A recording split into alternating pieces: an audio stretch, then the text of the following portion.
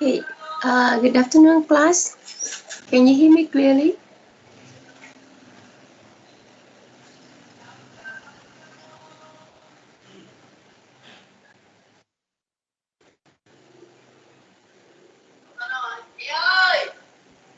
Hello.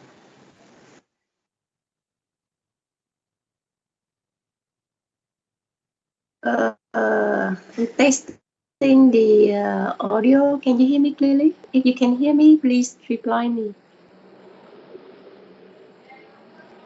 Okay. Thanks. During the lesson, if there's any problem, please let me know immediately. Maybe you just speak up instead of put in the chat box, because sometimes I don't pay attention on the chat box while talking, so I may not recognize the problem in time. Okay, so if you cannot see the slide, or if you cannot hear me, uh, just speak. Okay, just speak up. All right, and you do me a favor, and the class a favor as well. All right. Okay, thanks a lot. Now I'm going to share the slide with you.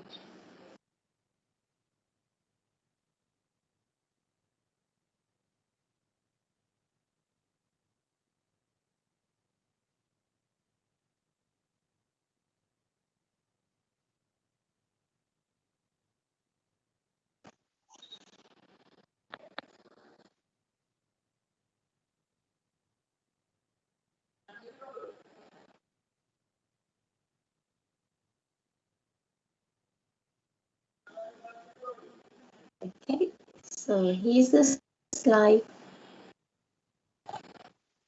Right. So long time ago, I mean before Chinese New Year, okay, that holiday, we start with the first lesson, introduction, right? And I introduced to you some features of simulations, um, and the system that we are going to simulate in this course is a discrete event, a dynamic one, right? Meaning change with time, and a stochastic one means we will deal with a lot of random.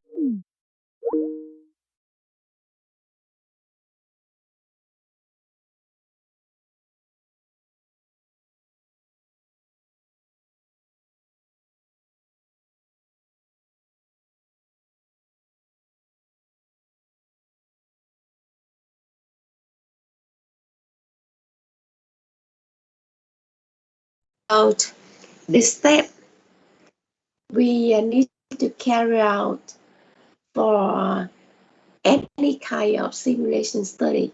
We have to go through this step. At the slide steps in a simulation study. Can you see the slide? I'm moving to slide 19. Seems that there's some lagging in the system. I used I use my handphone to monitor my lesson as well, but in my handphone I cannot see the slide move. So do you see the slide 19 now, or you only see the first slide?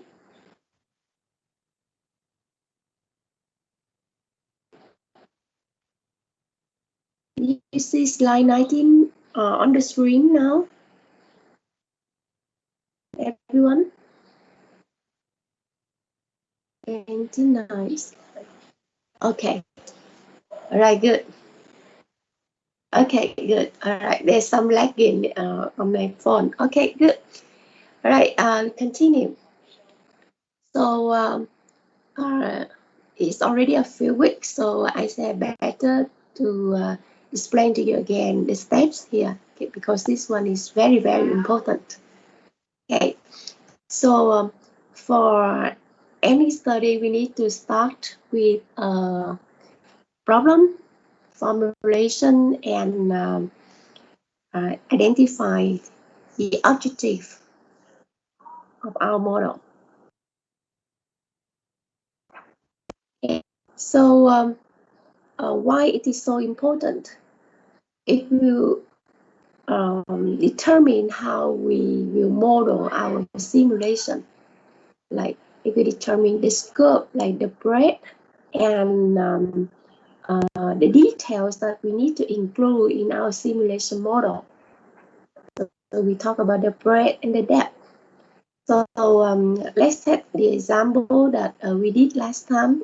We tried to come up with a conceptual model of a canteen, right? So let's say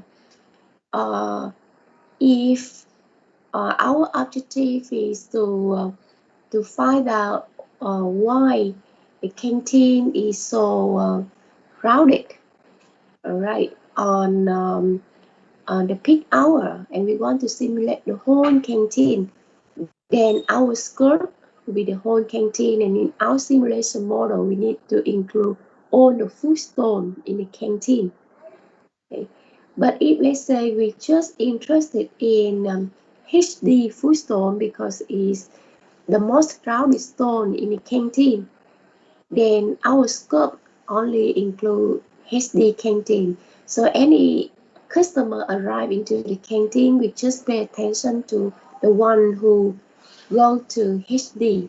So our scope will not include the other food stall. Now, even when we want to simulate HD canteen, it's also have different ways to simulate the food stall. So let's take this example.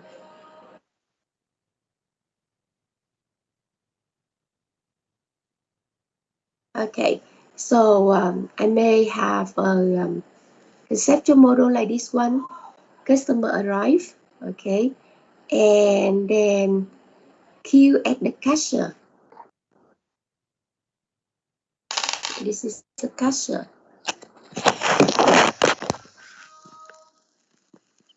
Cashier.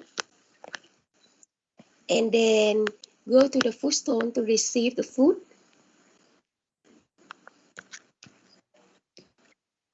Okay, and then out.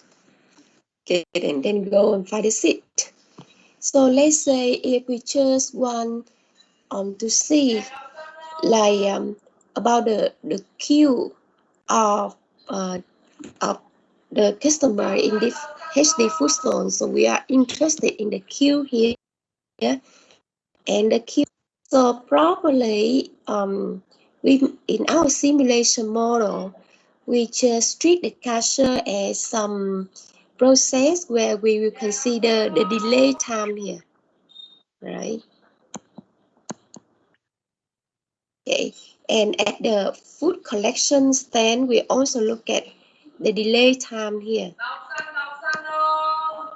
While we do our data collection, we will pay attention on the time the customer have to wait for payment and the time the customer have to wait for receiving food. That's all in our simulation. Okay, but let's say our objective is to find a way to try different staff arrangement for HD so that we can improve the service. So in the food stand here, okay, we may have to include more details here, like how many staffs we have here, okay, and how many types of staff. Like we will have the staff who do the cooking, the staff who only serve the food, and different. Some staff only serve the soup, and some staff serve the rice, for example. And we pay attention on the number of the staff, of different kind of staffs. So because we want to play around with the staff arrangement. Okay, so the simulation, the way we simulate the system depends a lot on our problem and our objective. Right? So back to this step.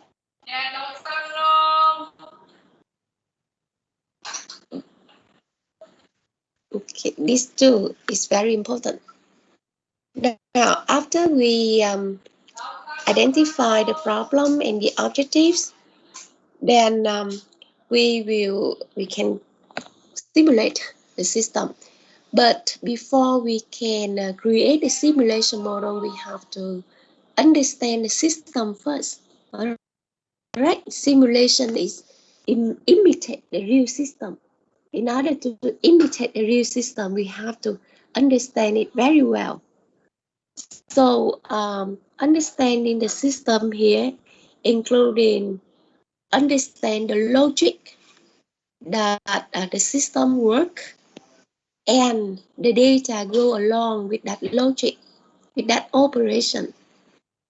So we can, so the logic, when we talk about the logic, the way the system work, the logic or the way the system work, we will put it usually under a flow chart. Okay, and this flow chart, we call it conceptual model. In this step, we call model conceptualization. Yeah, here. Okay, we will describe how the system works. In a flow chart, we call it a conceptual model. So that's what we tried last time, right? I asked you to try to plot the flow chart of how of the canteen from the moment we have a customer enter the canteen and then they queue and so on. Okay, we put it on the paper, that kind of thing, like to see how the system works. And then along with that, we need to collect the data go along with that. Like from the moment the customer enter the canteen, we need to know data like how frequent the customer arrive the canteen. Like at 8 o'clock, 9 o'clock, 10 o'clock, 11 o'clock, 12 o'clock. Some hours there are a lot of customers. Some hours there's not many. So we need to collect that data, for example. And then the customer go to the cashier. We have to queue, so we have to collect the waiting time there. So the way we collect the data is like we have to collect the data for every customer. Okay, so let's say we decide to collect the data from 10 to 12 p.m. So from 10 to 12 p.m. we will observe like 200 customers. So every customer we have to collect the waiting time at the cashier for each of them. Okay, right. So we have one set of data related to the waiting time at the cashier. And similarly, we will need to collect the data related to waiting time and the service at the food collection stand, okay, and so on. Depends on the conceptual model that we plot, and we see what kind of data related to each step. And then we will have a plan to collect the data, right? So I'm talking about step 4 here, data collection.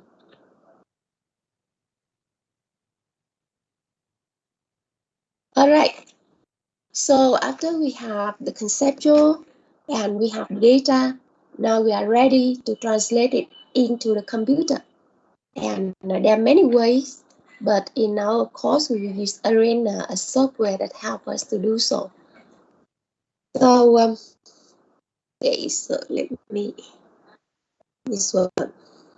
Okay, now Arena will provide us different what we call modules to describe different logic, many logics that we usually encounter in many systems. Like we have a module we call create module in a Arena. Create. Okay, in the software you will find at least a lot of modules on the panel of the software. So we pick the create module, and the create module function is to generate customers, generate items arrive into our system, and we need to tell in this module how fast, or like the arrival data, the arrival of the customer data. Okay, we will tell all the information here related to the arrival of the customer.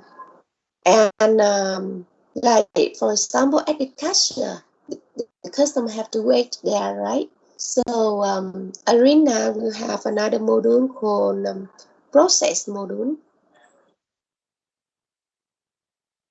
And in this process module, we can tell Arena like how long we want the customer have to wait here. All right, and do we need any resource here? So the resource here may be the cashier, or okay, or like in the food collection, we also can use another process module here. And like let's say here we also can tell like how many resources we need here for one customer.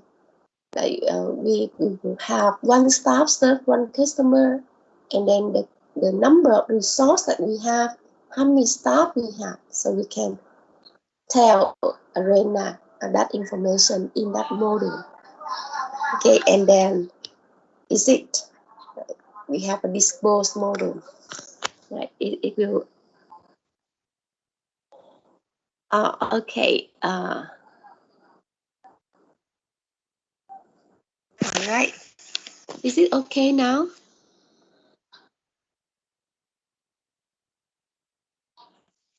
Okay, let's try this one.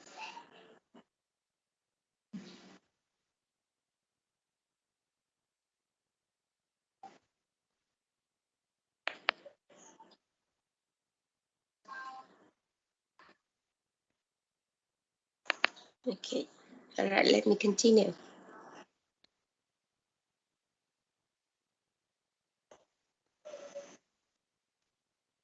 All right, so now the question is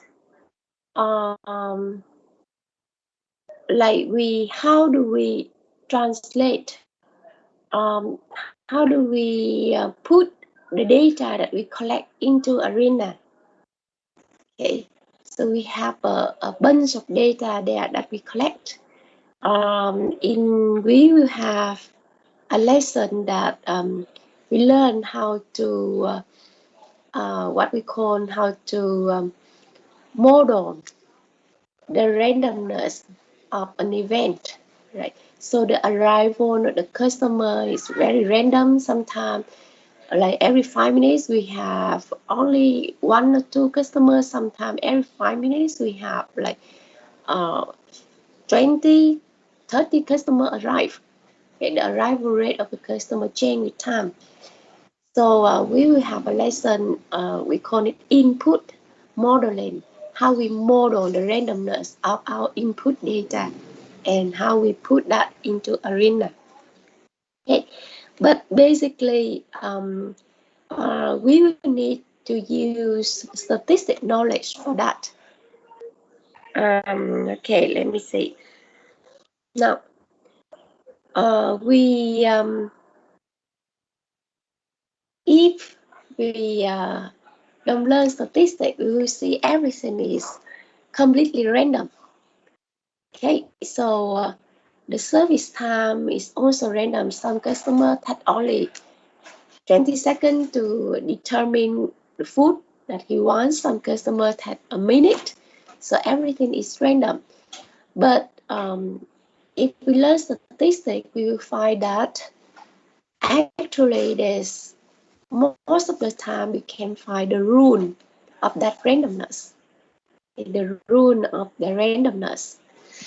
And that rule, we call it distribution.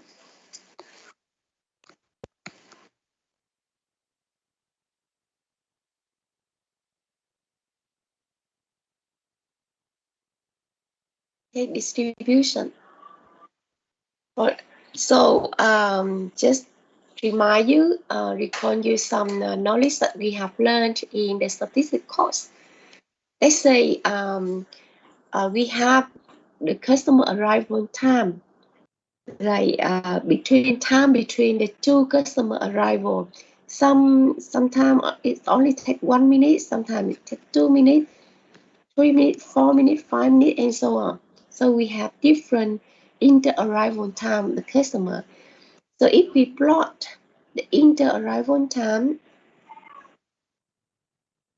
on a scale like this, we will have 1 minute, 2 minutes, 3 minutes, and so on.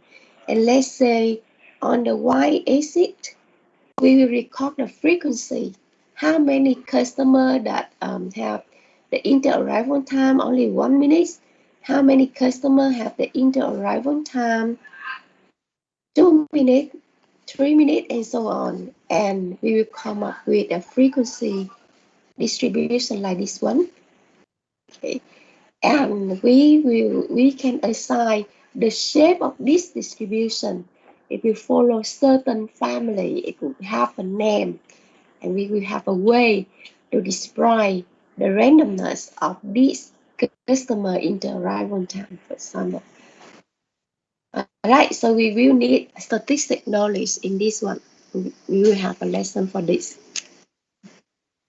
Okay, so that's about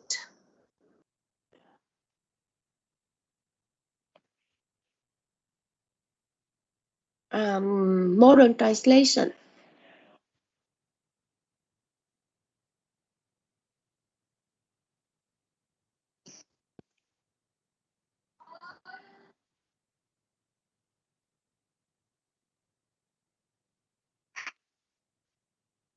Okay, so I'm talking here modern translation. We are here modern translation, with including how we translate the logic, the logic in the conceptual model into arena by selecting appropriate modules in the software, and how we assign certain distribution to the data that we collect, and we will tell the software about the distribution name.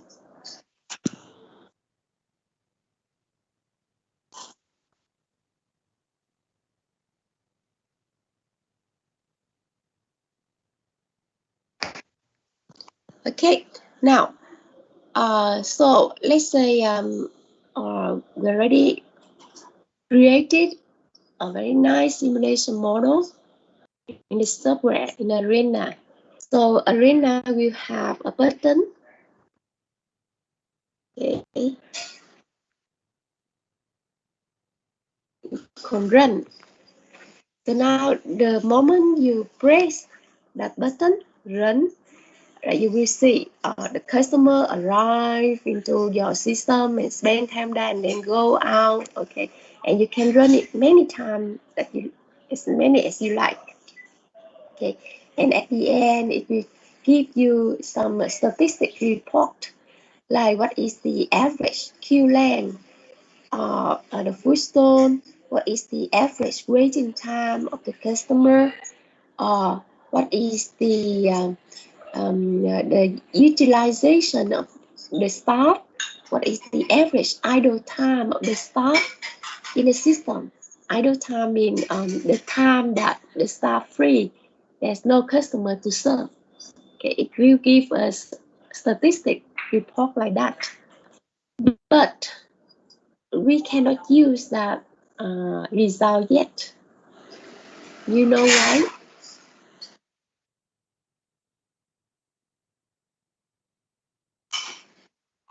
Okay, now we already created a simulation model, but we are not so sure yet whether our simulation model is correct or not. Okay, so when you press the button run for the first time, it's very likely that you encounter an error pop up.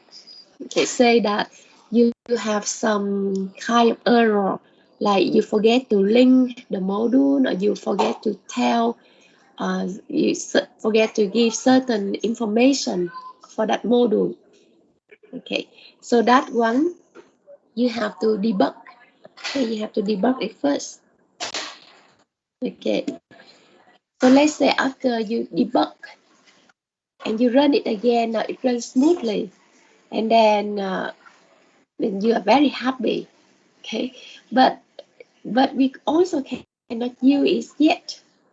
Now, what we need to do is you have to assure what you have on the computer is really what you want in your conceptual model. The one that you created on the paper, you have to make sure that it's translated correctly on the computer.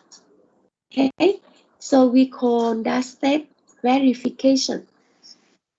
Here, so I'm talking about step 6 here, verification.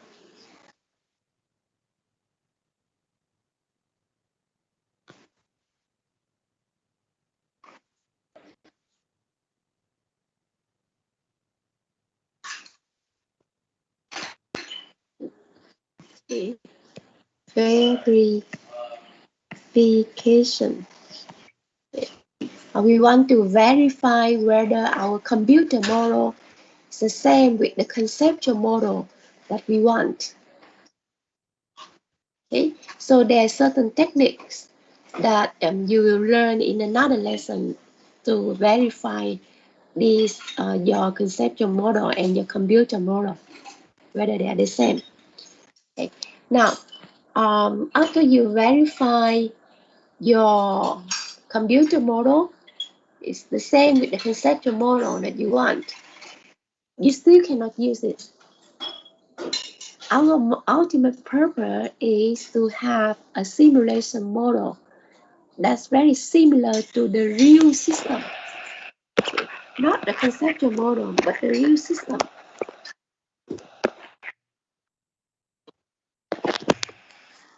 Okay. Now, the fact that your computer model is the same with your conceptual model doesn't mean that it's the same with the real system, right? Think that maybe you can come up with a wrong conceptual model. Then your computer model may reflect the conceptual model, but because your conceptual model is wrong, so it doesn't reflect the real system. Okay, so again, you need to go to the next step we call validation. Okay, so we are in step 7 now. Step 7, validation.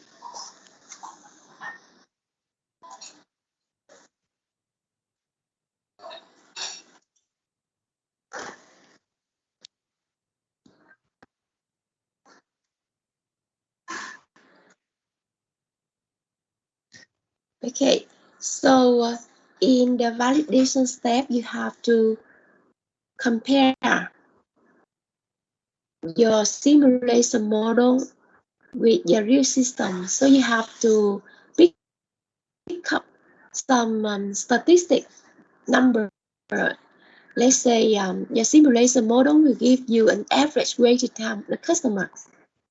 And you also can go to the real system and collect the waiting time of the customer, and then you compare the waiting time of the customer that you measure in the real system with the average waiting time of the customer that you found in your simulation report. Okay, so if they are the same, then you can say that you have a valid model. Okay, we call it a valid model. A valid model means your model really reflects the real system. Okay. If not, then you have to check again. What should we check? If your model doesn't reflect the real system, what should you check?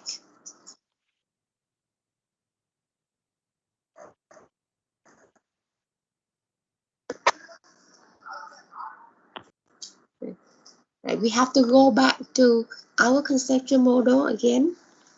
Okay. Here, we have to check whether the conceptual model that we come up is it correct or not. Do we miss any operation, any details here? Okay. And we also have to check the data as well. The data we collect, is it correct? So again, we have to go back from the beginning, check the conceptual model, check the data, and then correct it in the computer. All right, and then we need to verify again and then validate again. So it's actually an iterative process. Repeat until you have a model that really reflects your real system, the system that you want to formulate.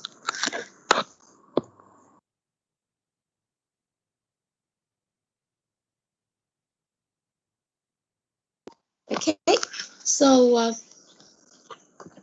there's one question for you to ponder here. Let's say if our objective is to have a simulation model that reflects the real system, we want to validate our model. So why we need to do two steps here? The first step is verify, and the second step is validate. Why don't we skip the verification step? Like, why don't we skip step 6 here and we go directly to step 7? We compare our simulation model result with the real system. But we need to go through the verification step first.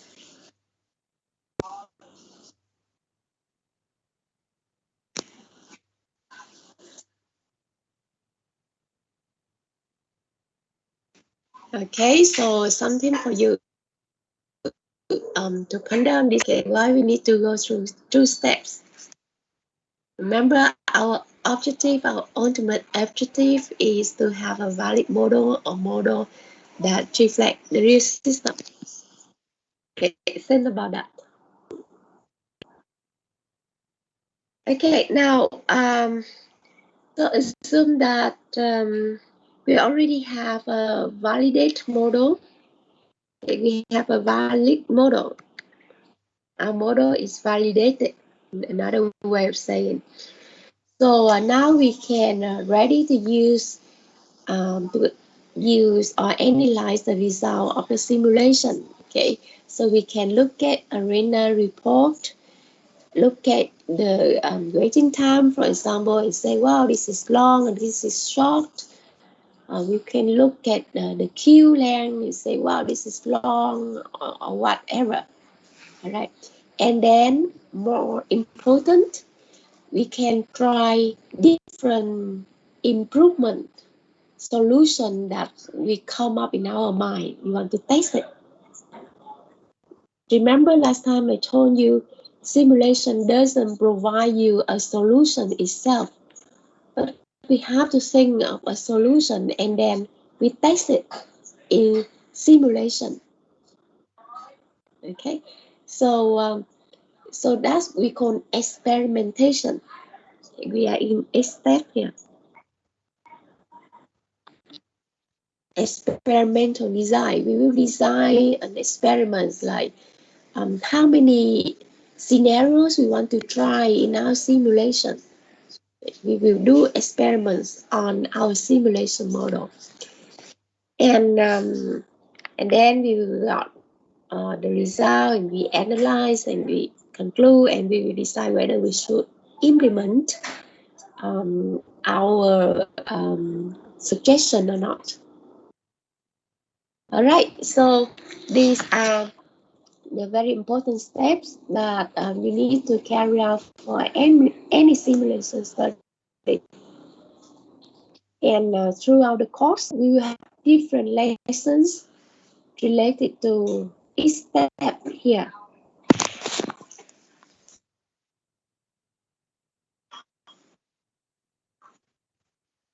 Okay, so let's say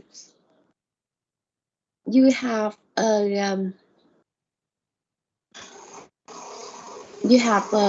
project. Right? Last time I told you that we have a project in this course. So for the project, you have to identify the problem of the system that you choose, okay, and your objective. So this one will related to your project. Okay, you have a project for this one. Now for your project, you have to go through all of these steps, but you have to come up with the conceptual model of the system you choose. You have to collect the data related to that system. For model translation, you will learn how to translate the conceptual model into Arena by studying different modules in Arena. So that's will related to our lab section. You will learn the usage of Arena in lab. So lab is very important in this course. It helps you to translate the conceptual model into the software. Okay. And the second thing is you need to translate the data into the software as well, or you need to identify the distribution of the data you collect. So for that one, we will have a theory course. Sorry, we have a different theory lessons related to that one. You will learn how to identify a distribution from a data, and you will learn in a theory class how the computer generate a random variables follow a certain distribution that you want. Okay, so you have about 3 lessons related to that. Okay. Just simply how to generate random variables. How do you generate random arrival time? How do you generate a random service time, for example? All right. We have about 3 lessons in the theory class for that one. And okay, the next step like verification and validation. We also have about 2 lessons for that one in theory class. How do you validate your model? Okay. It is actually purely statistics. Okay. Like in your simulation report, you get the average waiting time is 5 minutes. But when you do the data collection, you got the waiting time is 6 minutes. So we will wonder whether 5 minutes, is it the same with 6 minutes? Well, if you ask a primary student, is 5 equal to 6? The answer may be no. Okay, but it also can be yes. All right. So yes or no, we will need to apply hypothesis testing for this to answer this question, and we will have a lesson to for that one. Okay. So basically, is very basic one you have learned from the statistics course. So we just recall what we have learned and see how it applies here only. Okay, and then when we do the experimentation in our simulations, we also come up with different results. Again, in simulation, the result is not straightforward. Like 5 different from 6 or 5 the same with 6. It's not straightforward. We are dealing with random. Everything is random. So let's say you run the simulation 10 times, you got 5 minutes. But if you run the simulation 100 times, you got 5.6 minutes. Okay, so the answer is not straightforward when you compare the efficiency of different solutions you want to try on simulation. Okay, so again, we also have lessons to study about the output analysis of the simulation in the theory class. Okay, so that's all about what you're going to learn in this course. So in brief, for this first lesson, I hope that you already grasped some key idea about simulation. Okay, and and why we we need simulation. Okay, what is the advantage and disadvantage of simulation? Okay, and I also introduced to you basic steps to study a system by simulation. Okay, do you have any questions so far?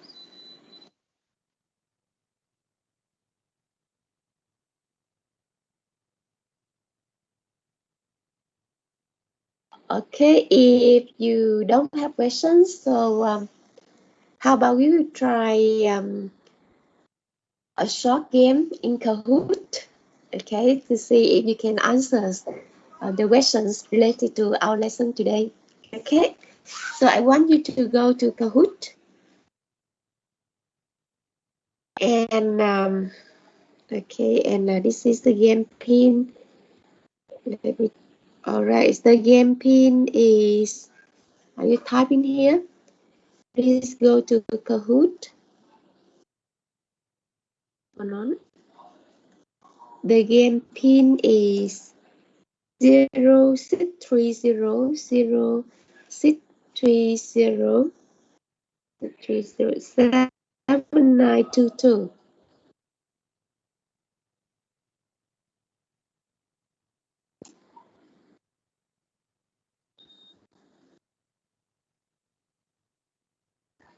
Okay, 06307922. I just send it on the text box, right? And uh, your you use your student ID. All right, use your student ID for the username. Okay, I will record your student ID as a bonus for you for the record for your process. Okay, so don't use your student name, just use your student ID so that I can keep track of your participation easier. Okay, so we will have about 5 minutes to finish this review game, and we will see what kind of question uh, that most of you are confused. All right, so I give you 5 minutes for this one.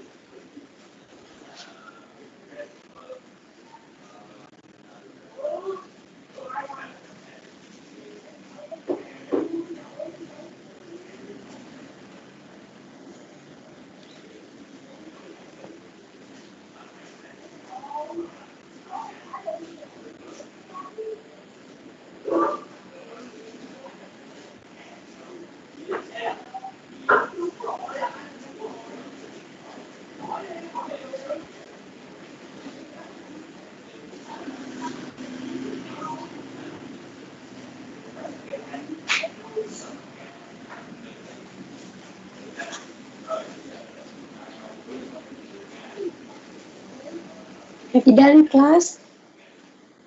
You finish all?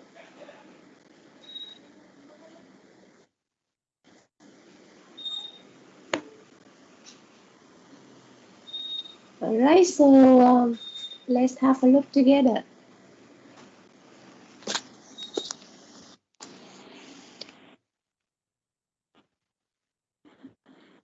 Okay, so I have the result here. Okay, there are 37 players here. The most difficult question is which one is not true about verification?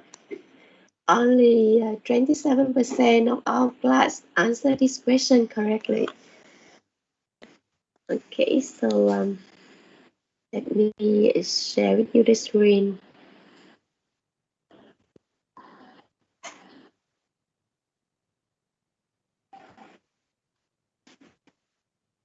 So you can share the screen.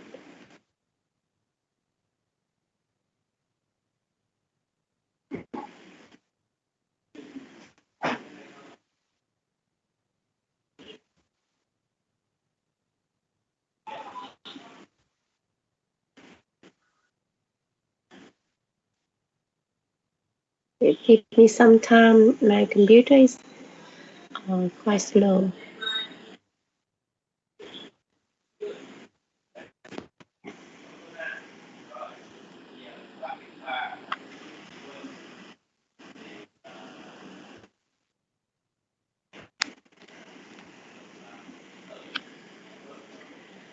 Okay, so the most difficult question is question number 4. So let's see what it is.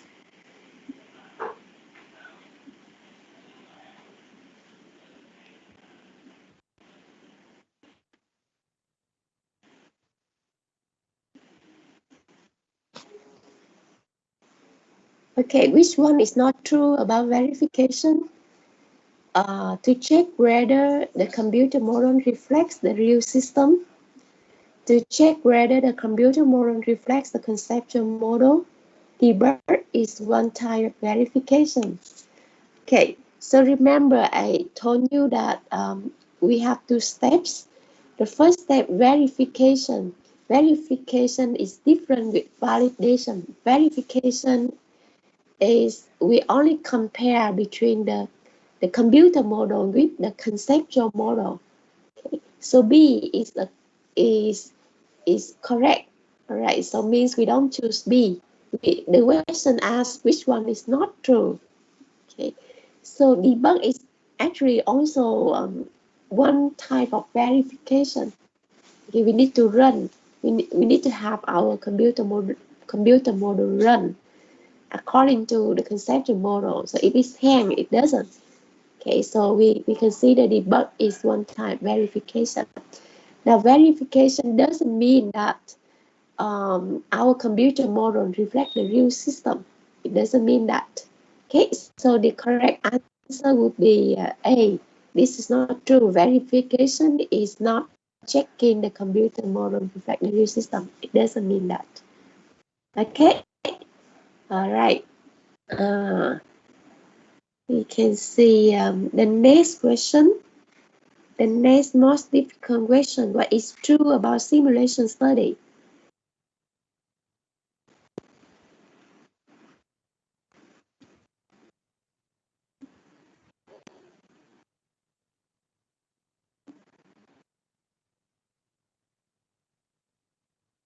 Ah, okay, so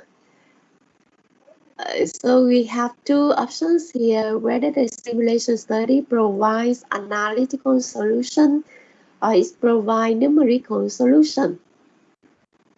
Okay. All right. So last time I explained to you the difference between analytical and numerical method. Okay. So let me explain again because most of you didn't catch it. All right. So let me go back to the whiteboard. Okay, I will use the whiteboard to explain this one again.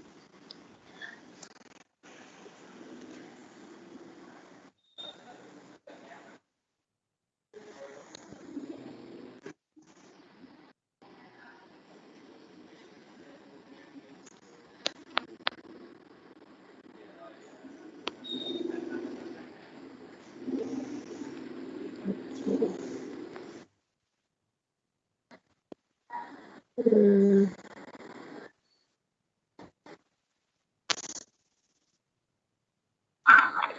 okay, so let me explain this one again. Okay. All right, so okay, suppose that we have a function, okay, f x equal to x squared minus 2x plus 1. Okay, so we want to find the value of x that gives us the minimum value of f. Okay. Okay. All right. So how do we solve this problem? Okay. So the first method to solve this problem is what we have learned long time ago in our high school. Okay. So in order to find the minimum value of x, we can take the derivative of f. Okay. If you remember this one. Okay. So we take the derivative of this one. It can become something like this. All right. And we assign equal to 0. And then we find out s equal to 1. Okay. So our answer will be x equal to 1 will give us the minimum value of this function. This is our answer. And by solving the problem like method analytical. And analytical method will give us an exact solution. This one is an exact solution. Okay. Now, let's look at another way to solve this problem.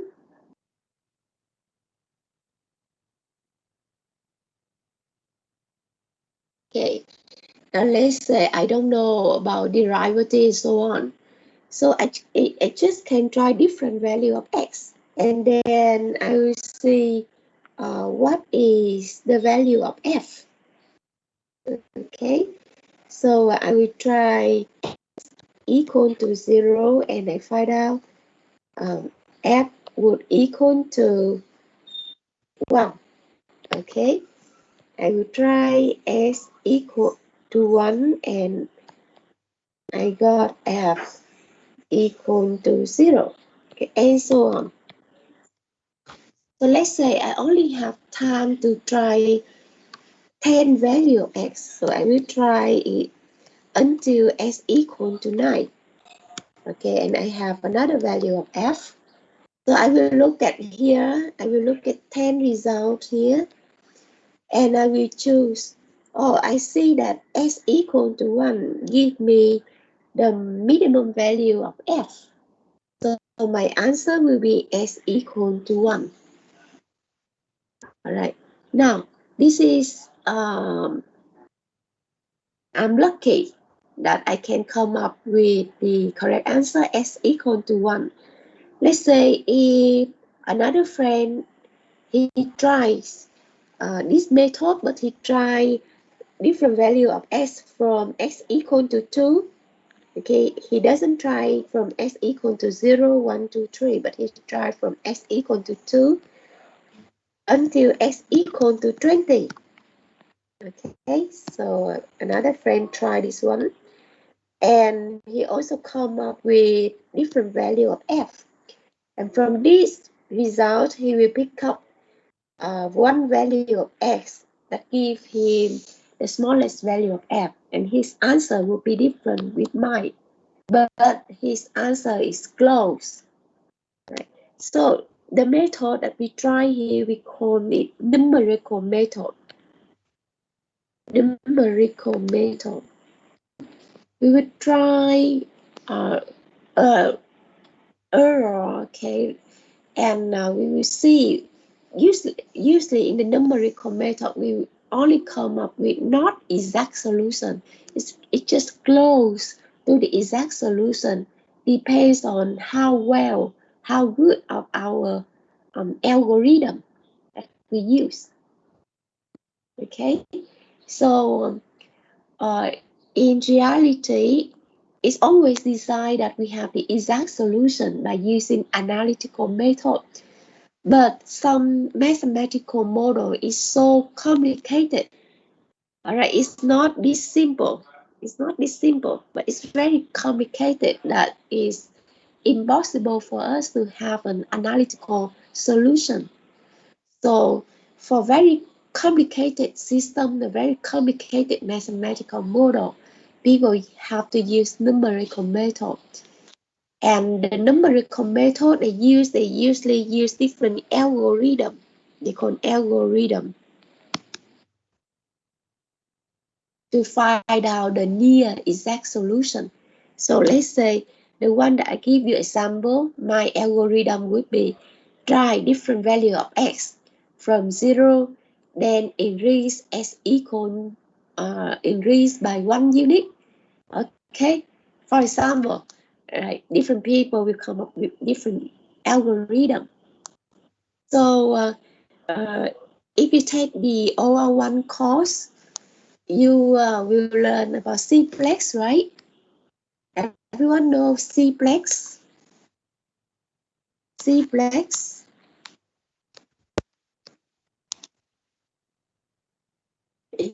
You have a mathematical model, all right, and you want to solve that model. You want to find a solution to that model. If you put it into simplex, it can give you it can solve for you an exact solution. But for very complicated mathematical model, you have to use numerical method.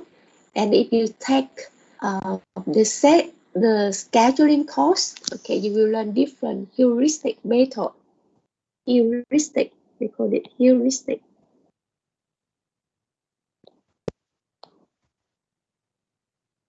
Okay, heuristic method or heuristic algorithm is one type of numerical method that help you to find the near optimal solution. Okay, so later in the next lesson, I will demonstrate to you why simulation give us a numerical solution, not analytical solution.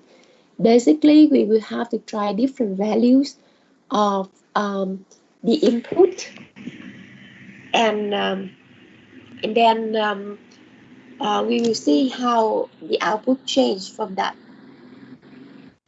Okay, so in short, simulation is actually a mathematical model, but it will give us a numerical solution, not analytical solution. Okay, all right. So okay, let me go back to the Kahoot again and see what other question that you have problem with.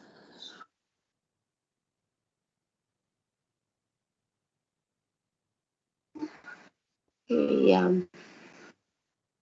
okay, let me close this one. Okay, the next question that you have the problem is question number 1. What are not the characteristics of simulation?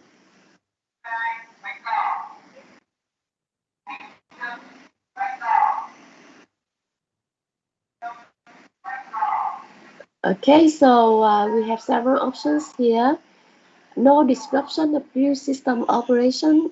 This is a characteristic of simulation. Yes, you can play simulation without intervene the real system. So this one is true. It helps decision making. Yes, it's true, because we can test different solution and then we make decision after that. Okay, so this is true. Now, it can provide optimal solution. This one is not true, because again, I tell you that simulation doesn't give us an answer, not mention that an optimal answer. We have to try ourselves. We have to think of different solution and test it. Okay, and the fourth one, it can be time consuming and expensive. Yes, this is true, because the time consuming here most of the time is related to the data collection. It takes a lot of time, and it's expensive because we have to spend time and resource for that. Okay, so the rest of the question, it seems that you are doing fine with the rest of the questions. So all of you who participate on the game, I will take note and give you 1 point bonus for the process record. Okay, and the top 3 students who got all the correct answer, we got 2 point bonus. Okay, so I have here IEIU 18109, IELSIU 18036, and IEIU 18042. Okay, you are the top 3. Congratulations. All right, so we can stop here for a break, and we come back after 15 minutes. So I will see you at 2:40. Okay, take a break and see you at 2:40.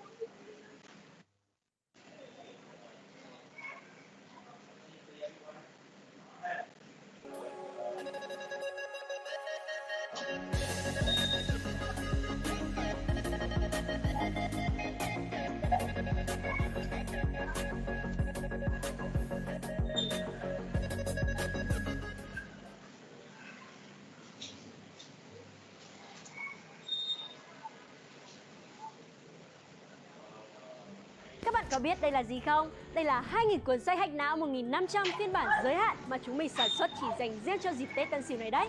Cùng xem ra hack não Tết có gì đặc biệt nhé. Mới nhìn phần bìa sách thôi, mình đã thấy không khí Tết về ngập tràn rồi. Với chiếc hộp xinh xắn này, mình có thể mua về làm quà Tết, tặng cho bạn bè hay người thân thì thật sự là vừa đẹp lại vừa ý nghĩa. Cùng bóc ra xem bên trong sách có gì nhá. Có một tờ giấy đăng nhập app này, cùng để ở đây, tẹo nữa chúng mình sẽ tiết lộ cho các bạn sau.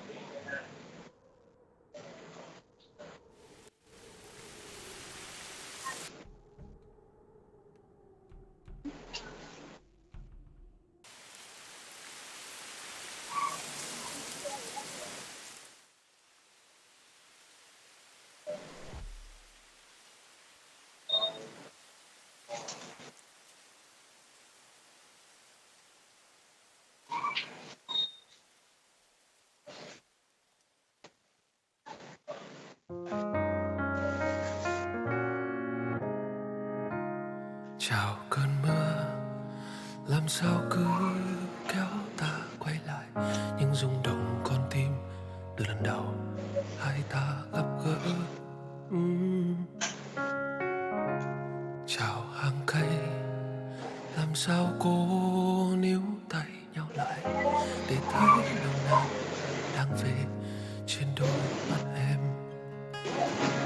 Chợt nhìn đôi bàn tay em run nắm lấy bờ vai rất lâu.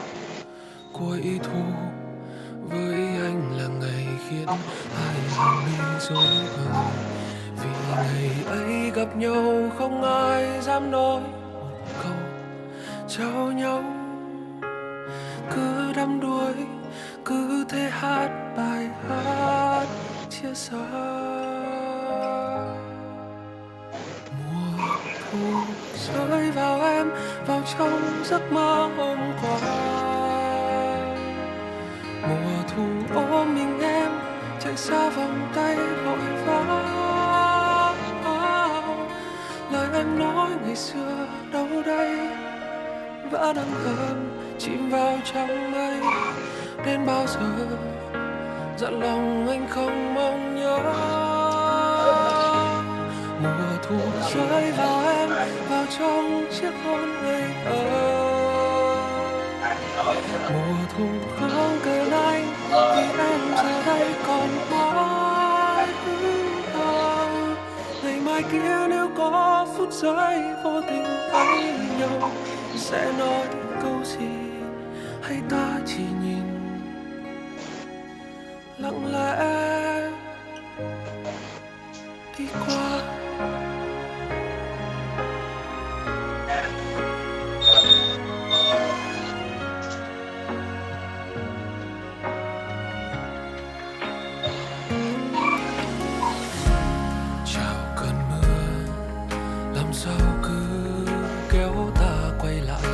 Rung động con tim lần đầu hai ta gặp gỡ. Chào hàng cây, làm sao cô níu tay nhau lại để thấy nồng nàn đang về trên đôi mắt em. Chợt nhìn đôi bàn tay em run nắm lấy bờ vai rất lâu. Cuối thu với anh là ngày khiến hai hàng mi rối bời, vì ngày ấy gặp nhau không ai dám nói một câu chào nhau. Cứ đắm đuối chẳng thể chia xa. Mùa thu rơi vào em, vào trong giấc mơ hôm qua. Mùa thu ôm mình em, rời xa vòng tay vội vã.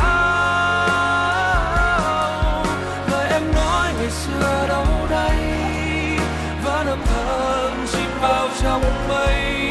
Đến bao giờ dặn lòng anh không mong nhớ. Mùa thu rơi vào em, vào trong chiếc hôn ngây thơ. Mùa thu không cần anh, vì em giờ đây còn mãi hướng mơ. Ngày mai kia nếu có phút giây vô tình thấy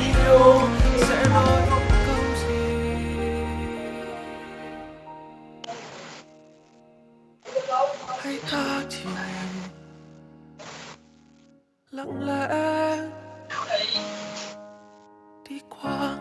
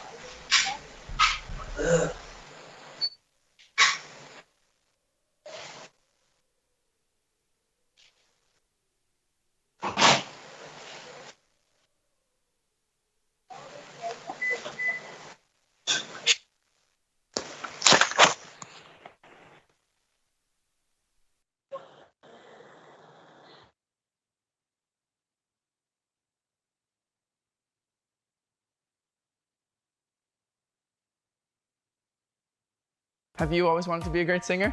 Hey there, I'm Alexander Stewart, a singer here on YouTube.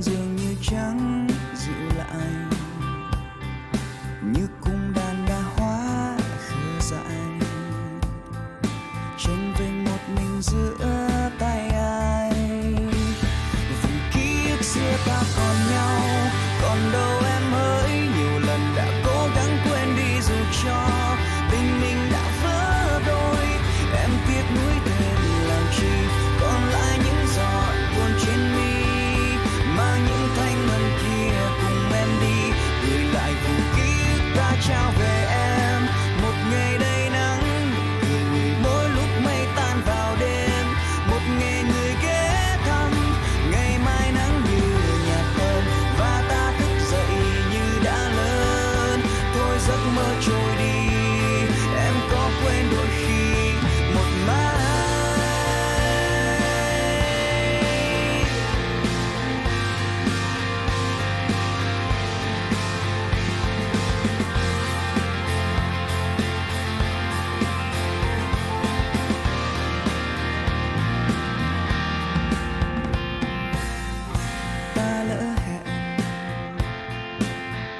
trời trên nóc tòa nhà quay sang nhìn như hai người lạ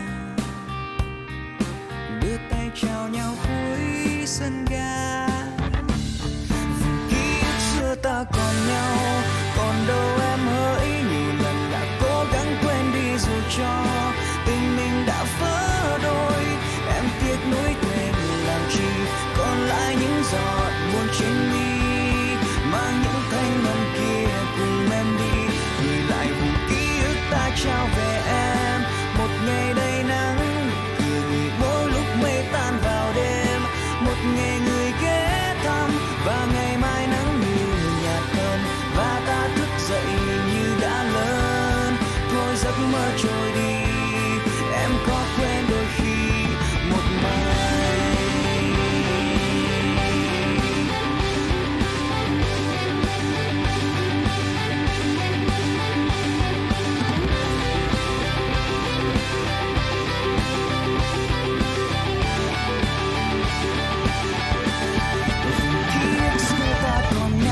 vùng ký ức xưa ta còn nhau còn đâu em hỡi nhiều lần đã cố gắng quên đi dù cho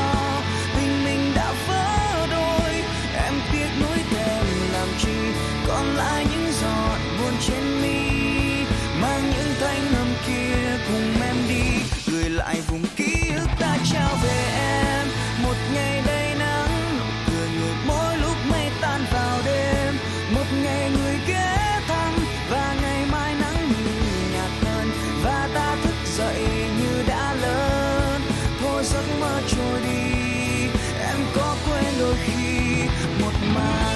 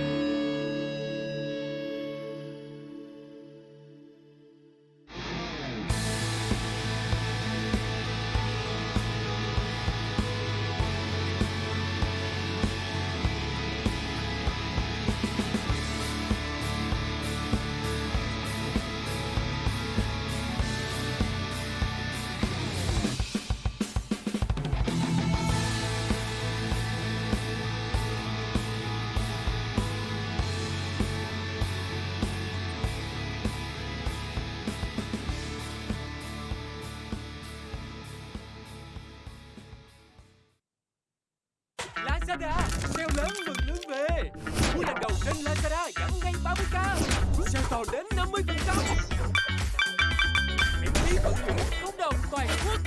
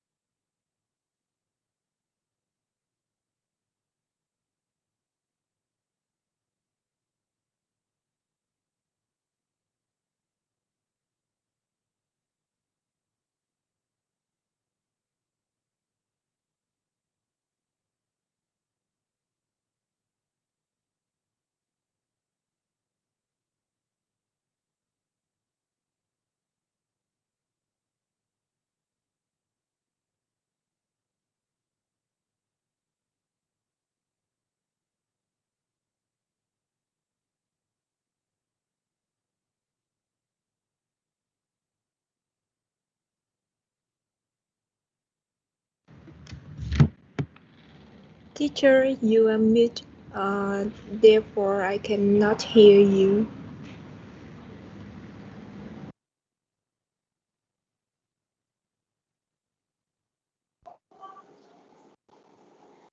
Okay, I'm here.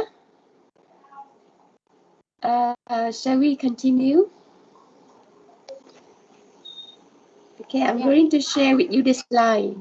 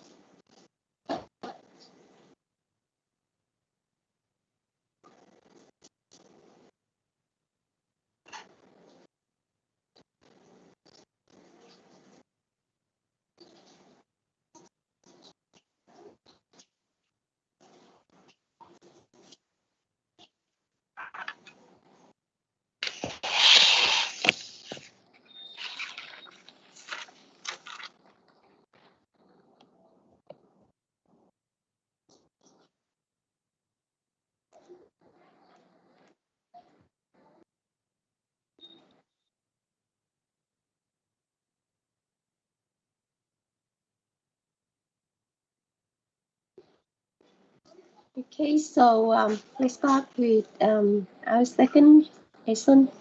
Okay, in this lesson, we will learn different examples, and we will do it. We will do the simulation by hand. Okay, or in other words, with a table. So the purpose of doing this is to have us familiar with some key concepts in simulations. Okay, so the key concepts such as how we simulate a random event, the need of simulate a random event in a simulation. Okay, and we will see one of the most simple way to do it. Okay, and like how we are going to predict the system performance by looking at certain descriptive statistics. So because everything is random, so the result that we get is also random. So we need to use statistics to describe the result. Okay, and we'll try to think the model, whatever model we want to simulate in terms of what are the inputs, what are the outputs, the response, okay, the state of the system, and so on. Okay, and by doing it by hand, very slow, we can catch this concept better before we try with something more complicated with the software.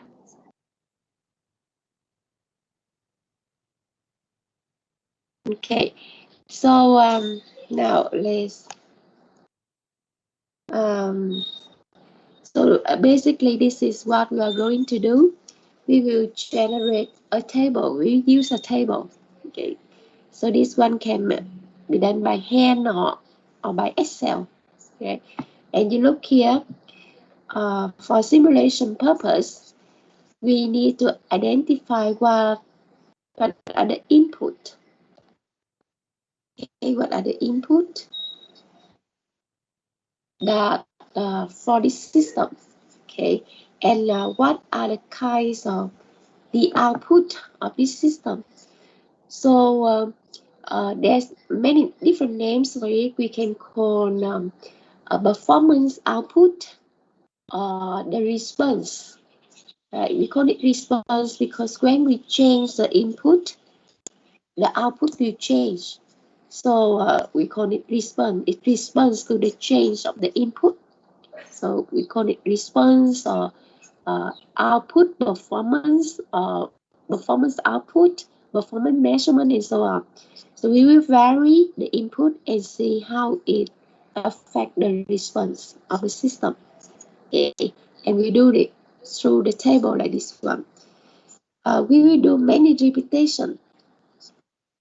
So each repetition we will try a different value for the input. Okay, and we observe the change of the output.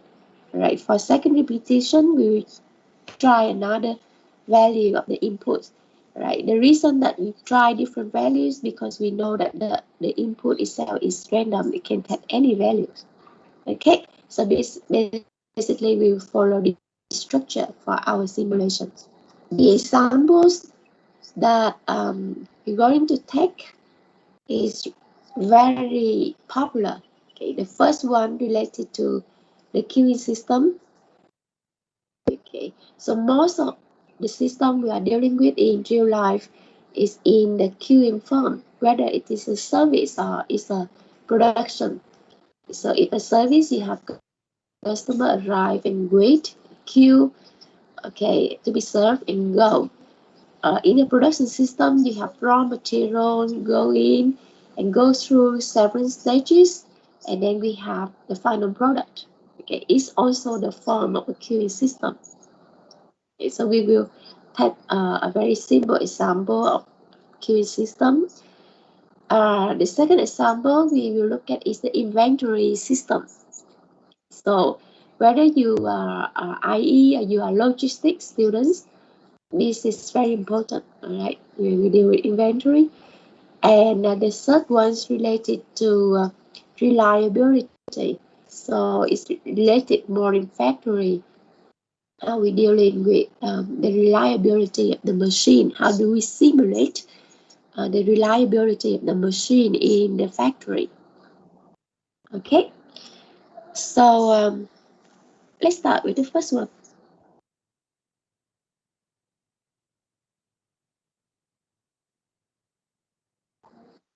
Okay, now first we look at a general characteristic of a queuing system. Okay, how should we describe a queuing system? So you look at this picture. We will have the customer or raw material come from somewhere. Okay, and we assume we call it a population. Okay, so the customer come from somewhere. We call it population, and it go to our system. Need to queue here to be served, and let's say there's one server here to serve. After being served, it will leave.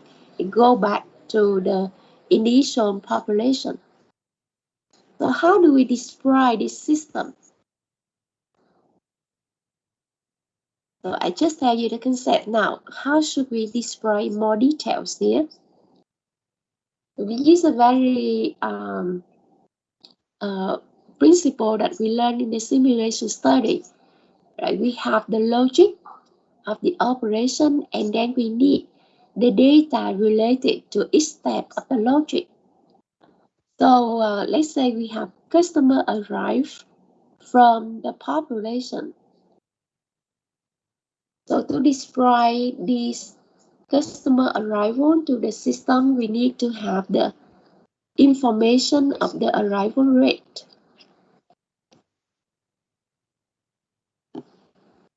Okay, now when the customer arrives to our system, it will have to queue, right? If he's lucky enough, he's no need to wait, but most of the time have to wait.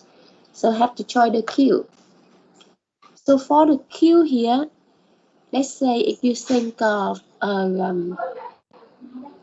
let's say a supermarket, for example, you have different cashier, and usually one cashier we have one queue, right? Before one queue, we have one cashier. Okay, so that's one type of queuing. If let's say if you go to the airport, you may have different ways of queuing. Let's say you will have like two officer here, two customer here, and you have one queue here. So whoever finish first, you will go here. The next one will go here. Okay, whatever finish, you will go to that one. So the ways that the customer join the queue, we call it a queuing discipline. All right. So let you are familiar with the term we're going to use. Right. So the second one we need to know to describe a queuing system is the queuing discipline.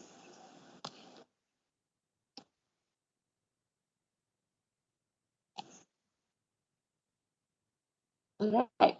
Now, so after queue, the customer is served. So when it's served, then what kind of information we need to know here?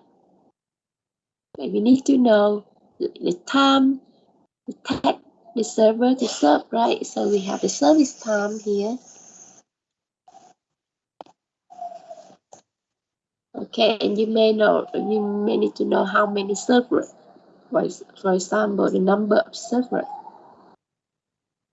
The number of servers actually also fall into the queuing disciplines, right? So basically, these are the basic information we need to know in order to describe a queuing system. Arrival rate of an entity, a customer, all right? What is the queuing discipline in this system, and what is the service time of this system? All right. Now, how about what we are interested in a queuing system? How do we evaluate the performance of a queuing system? For any simulation study, we need to have a purpose. What do we want to look at in this simulation model? Okay, so in this queuing system, what do we want to look at? To evaluate the performance of a queuing system, what do you need to look at? Any student?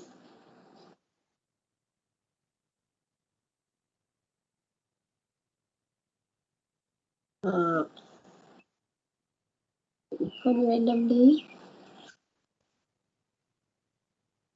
Anyone want to try?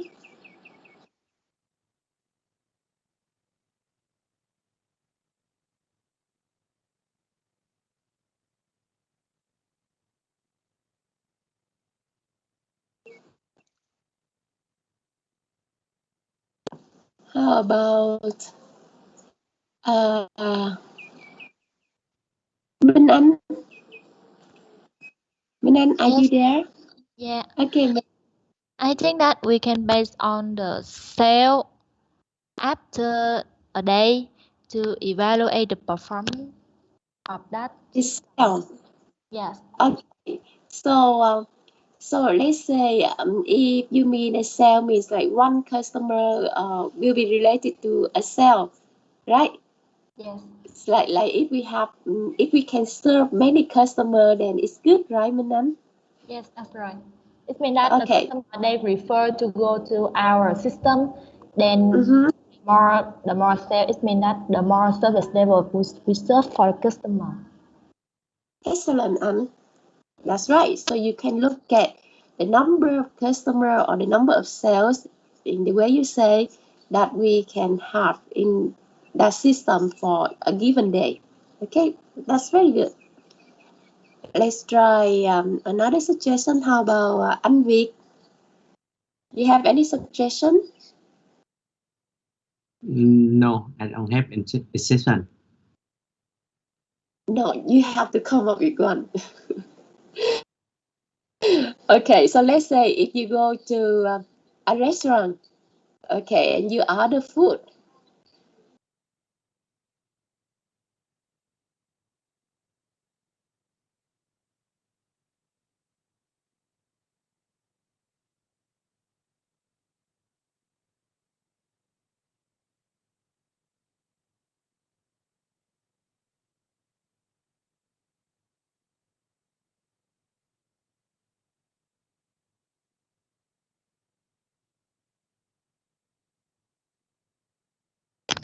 Teacher, you already mute your micro.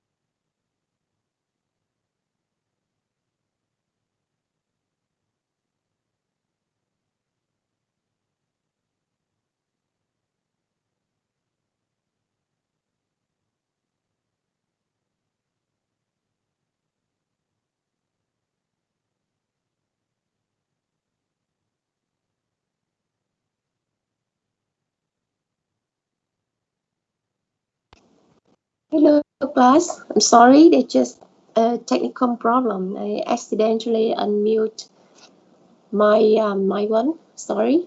Can you hear me now? Yes, teacher. Okay, thanks a lot. All right. Well, just talk with Anne again. Let's say if you go to a restaurant, how do you evaluate a restaurant service? With Anne.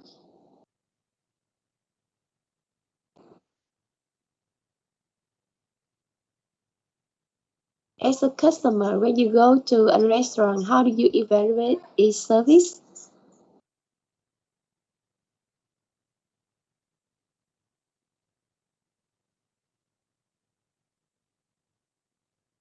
Big An, are you still there?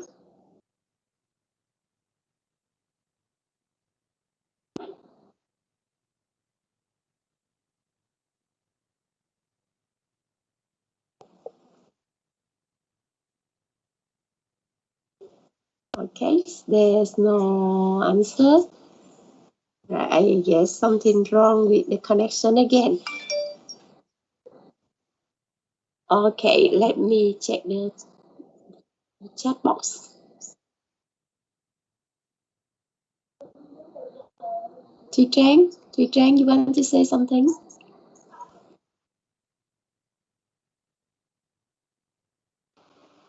I think you can evaluate the performance of a queuing system by the waiting time when we wait for the service to come out, and the staff attitude. I think so. Right. Okay. So besides of the number of customer we can serve, you are right. We can look at the waiting time. Okay. And so let's say if you go to a restaurant, you may concern on what is the food, or you go to the movie, you may concern about the quality of the movie and so on.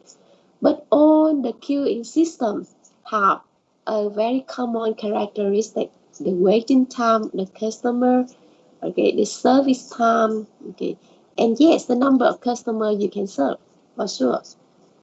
Right. So bear in mind that we will need to look for those performance measurement when we do the simulation of a queuing system. Okay. So okay, let me share the slide again. Sorry for the technical problem just now.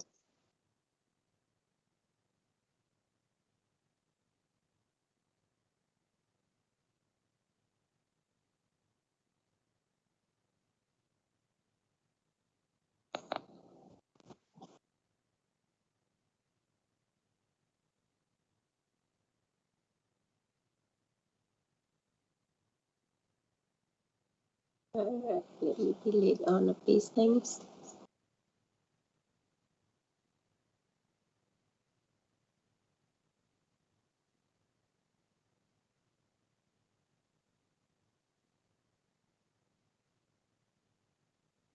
Okay, so let's take one example with very specific data that we suppose that we collect from the real system. So we look at a very simple example where we only have customer arrive and they only join one queue. Okay, our queuing discipline is only one queue and one server. Okay, and so we call it a single genome queue. We only have one queue, one server. And these are the information related to the customer arrival. Um, let's say from the real system, when we go and collect the data, we find out that the time between arrivals of two customers can vary from 1 to 8 minutes. So sometimes we observe that every 1 minute we have another customer arrive. Sometimes we see 2 minutes, sometimes we see three, and sometimes we see eight. So we have 8 occasions here. All right, the time between arrivals of two customers. So when the time between arrivals is 1 minute, it means that we have a lot of customer arrive. When the time between arrival is 8 minutes, we mean that less customer arrive. Okay, so assume that we collect the data from 10 to 12 p.m. and we have about 100 customers. So we find out that the probability for each of these cases is 12.5% for each, like about 12.5 customer occasions. The time between arrival is 1 minute. About 12.5%, the time between arrival is 2 minutes. Okay, from data that we collect, we assume that. Okay, so so the probability is the same here. And if we put it in cumulative probability, you can look at this column. Okay, at the end, you will have 100%. So time between arrival 1 minute is 0.125. Time between arrival from 1 to 2 minutes, we will add it in. Okay, so we will add it in, and we will have the cumulative probability here. Okay, so these are the arrival data. Now, again, we have the queuing discipline, one queue, one server. Now we need the information related to the service time. So you look at the next table here. The service time here, we have 6 occasions. We observe that some customer, the service time is 1 minute. To some customer, the service time can be 2 minutes, 3 minutes, 4 minutes, 5 minutes, and up to 6 minutes. Okay. Now, the probability for this happen can be seen in this column. It's not distributed equally like the customer arrival rate, but it varies. So 10% of the customer have the service time 1 minute. 20% of the customer that we observe take 2 minutes to be served. 30% of the customer that we observe take 3 minutes to be served, and so on. Okay, so if we add in all of these probability, we will end up with 100%. Okay, and that is a cumulative probability here. Okay, so these are all the information we need about this a single chain on queue, and we are ready to simulate it. So we go to the next table.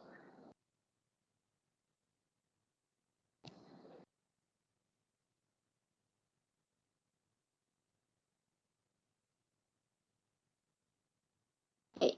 So we will use this table to simulate what happened in this queuing system. So we think of it as the input and the output. So okay, let's look at the output. Now let's say just now you give some example of what kind of performance measurement we want to look at. So in this table, let's say we are interested in the time the customer wait in queue, or the waiting time of the customer. We are interested in the time the customer spend in the system. Okay, so there are two different things. You know, when you go to see a doctor, you have to spend time wait for him, and then you may wait for him for 1 hour, and then you see him in 5 minutes. So the total time you stay there is 1 hour and 5 minutes. And out of 1 hour and 5 minutes, you have 1 hour waiting time. Okay, so we have time spent in the system. It could be the total, it includes the waiting time plus the time you are served.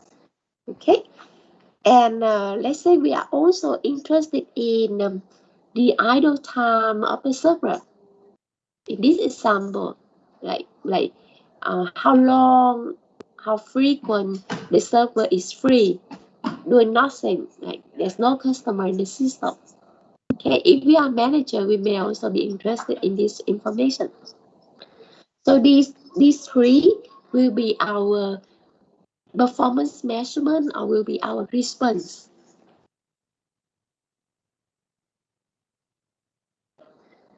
Okay, now what are the input we need to simulate here? We have the customer arrival. So these are our input. We have the service time. Okay, these are random, totally random. Okay, random in a sense that the time between arrival of the customer or the arrival time of the customer can be varied from 1 to 8 minutes here. And the service time is random. It can be 1, 2, 3, 4, 5, 6. It's random. How do we simulate this random? Okay, how do we simulate the probability of the arrival time and service time? It's random, but it has a probability here in this example.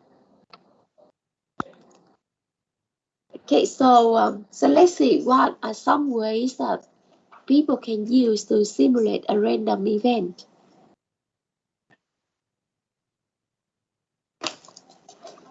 Okay, so let's say if you have an event that 50%.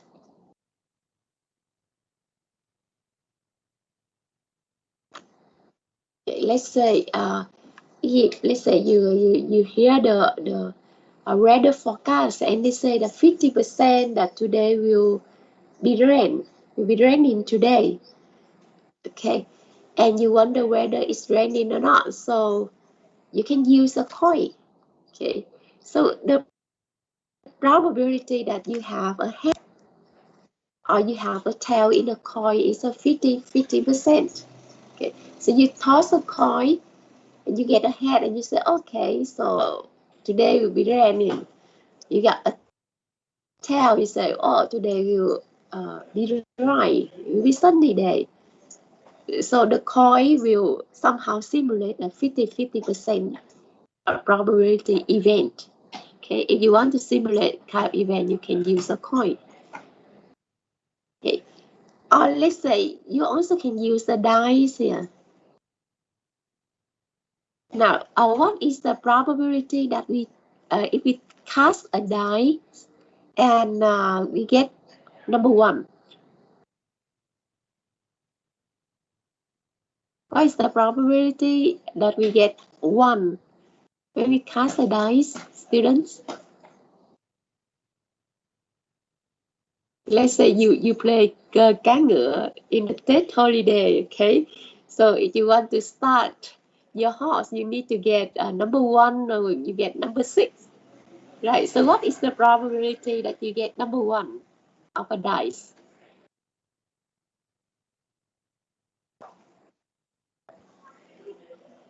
Any answer? What is the probability?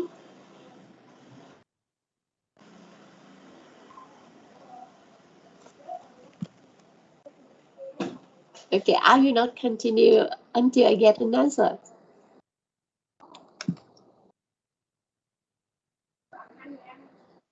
Hello? Is there anyone following me? Okay, thanks, Menan.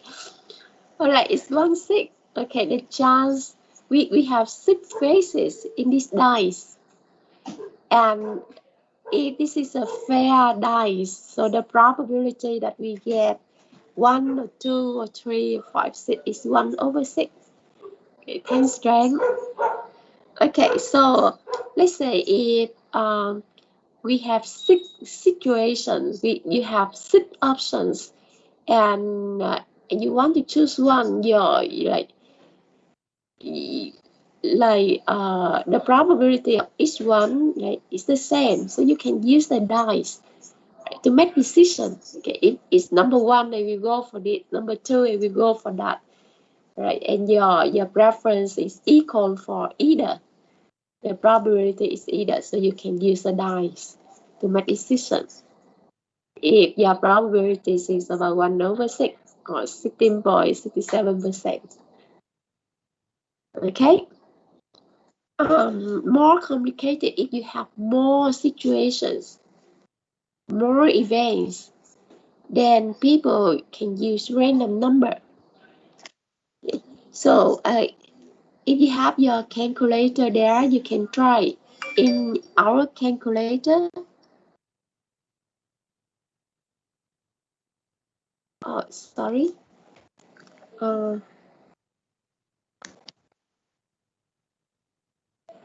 I'm sorry, there's some lagging in my laptop, so sometimes I receive your answer a little bit late.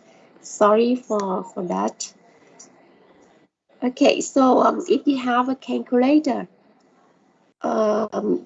you look for a function in your calculator. It have a function that can generate for you a random number. Okay, so you look at this picture. I'm not sure if your model is the same with this case, but you can use this function and it give you a number which is random. All right. So so if I ask you to give me 100 numbers, all right, you may have a tendency to give me some numbers that may be your favorite in that 100 numbers, and it will not be random because it has some of your preference there. But when you ask the calculator to generate a 100 random number for you, the 100 numbers that it generates for you are completely random, which means the probability that each number appears to you are totally the same. Okay, so we call it random number, mean that the probability of occurrence for each number is totally the same. We will have a lesson about that anyway, but you can use a calculator to generate a random number for you, or people also can also put a table of random number. Okay, so you look at this table, you can pick up any number here, and they are completely random. There's no rule here. There's no relationship between these numbers, right? Whether you pick here or you pick here, the probability of them to occur is the same. All right. So these are some ways that people use to simulate a random event. Right? Whether you have certain probability here or more complicated case. Now back to our example here. The queuing system, I will introduce to you a very simple method to simulate the probability of the inter-arrival time and the service time.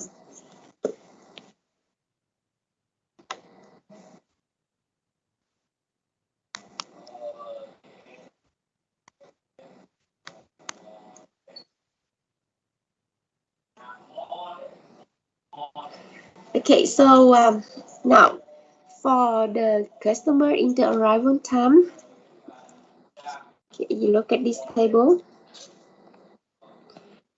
I will, let's say I will use my calculator and ask it to generate for me a random digit. Okay, so I will look at the random digit and I will assign it. I will split it into different class. So the first class is from 1 to 1 to 5. Okay, the second class is any digit that appear from 126 to 250, 251 to 375, and so on. So from until 0, actually 1000, okay, 876 to 1000, okay, 0 means 1000. All right, so this is how I classify the digit into, I classify it into 8 classes like this. Okay, so if I get a random digit that fall into this range from 1 to 125. Alright, for that particular customer, let's say the first customer arrived. For that particular customer, I will assign the time between arrival is 1 minute. Okay, for the next customer, I don't know what he will arrive, but I use my calculator and ask it to generate for me a random digit. If is fall into this, let's say 376 to 500, I will assign it the time between arrival is 4 minutes. It means that in the next 4 minutes, I will have another customer. Okay. So the rule is like this one.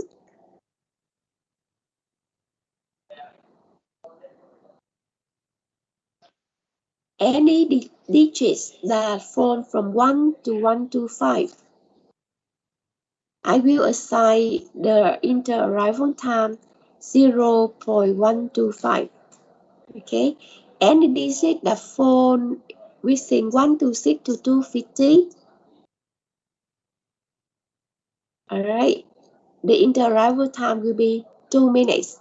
Any digit that fall within 251 to 375, the inter-arrival time will be 3 minutes. Do you get the way that I generate the inter-arrival time? Okay, so this is the way I assign the random digit corresponding to the inter-arrival time. Okay, we have a hard question here. Why? Do you see any relationship between the random digit that I use here with the probability?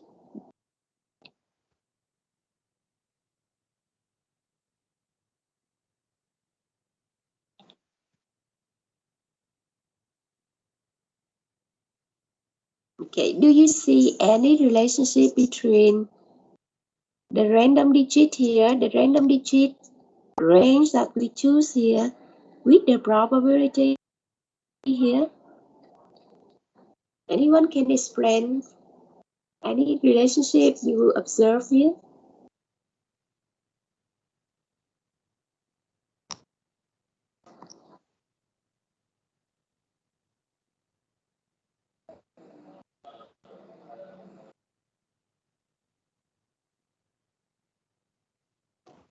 Okay, let me put it another way. What is the probability that I can get a random digit from 1 to 125? Okay, let's say I ask the calculator generate for me a random digit, and it can generate for me any number from 1 to 1000. Now, what is the probability that I can get a digit that falls within this range? What is the probability? Okay, it has the same probability right here, but what is the probability? How much? What is the probability that I can get a number from 1 to 125?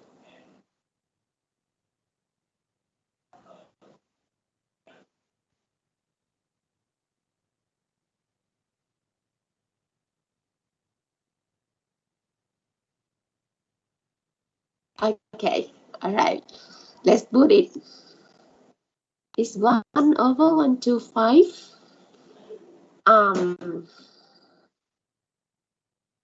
No, it's not right yet. I mean, okay, when I ask the calculator give me a digit, okay, it can give me 1, can give me 2, can give me 3, can give me 100, can give me 200, 201, can give me 300, can give me 999. All right, so it can give me any number from 0 to 999.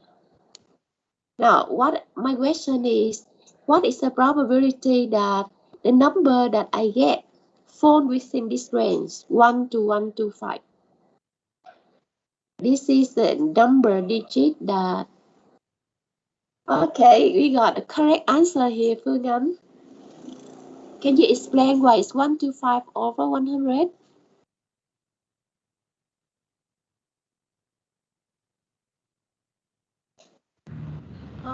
I think that we want to random among 1,000 number, and we want to get the result from 1 to 150 or 125. 125.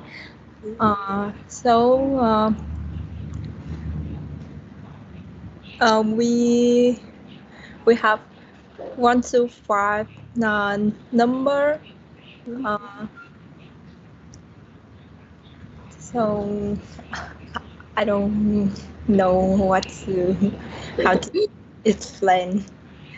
Okay, excellent. I think you are very clear already, Anne. Here, that's right. It's 125 over 1,000.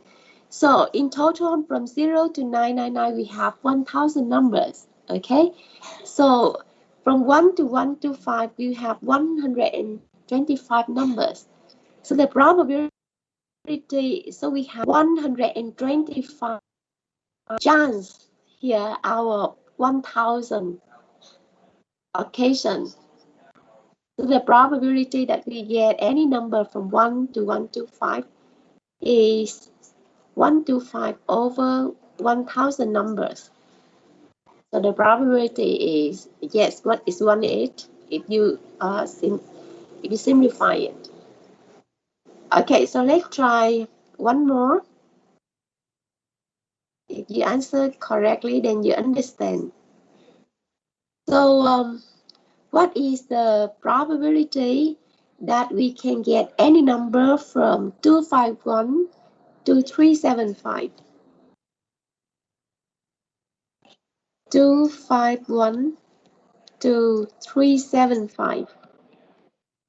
What is the probability that we can get any number from 251 to 375?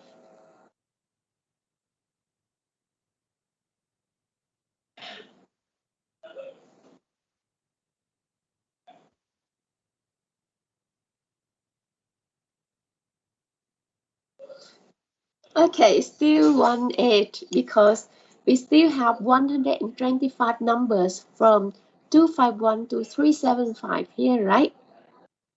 We have 125 number in this range. So the probability that we can get any number fall within this range is still this 125 over 1,000. Okay, so now you see the rule here. By assign a random digit like this one, we somehow can simulate the probability that we want for the time between arrivals.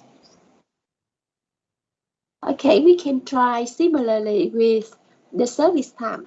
Now look at the service time.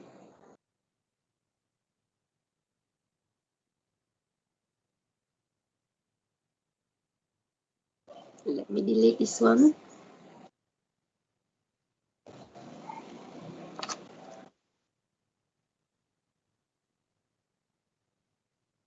Okay, give me some time to delete this.